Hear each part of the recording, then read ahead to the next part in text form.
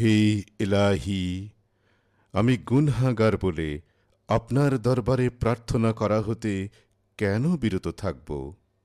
আমার গুনাহের কারণে আপনি আমার প্রতি দয়া করতে তো বিরত হন না। ইলাহি, যদিও গুনহা হতে বিরত থাকতে আমি অক্ষম বটে, কিন্তু আপনি তো আমার গুনহা মাফ করতে অক্ষম নহেন। ইলাহি, আমার দ্বারা যে গুনাহের কাজ সাধিত হয় তা আমার দুর্বলতা ও আমার ব্যর্থতার দিক। ইলাহি, আমার গুনহাসমূহের জন্য আমি ভীত। পক্ষান্তরে আপনার দয়া ও অনুগ্রহের প্রতি লক্ষ্য করে আমি খুবই আশান্বিত।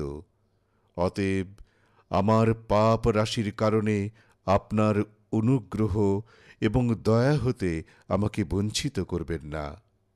ইলাহি, আমার প্রতি আপনার রহমত বর্ষণ করুন, কেননা আমি আপনার বান্দা।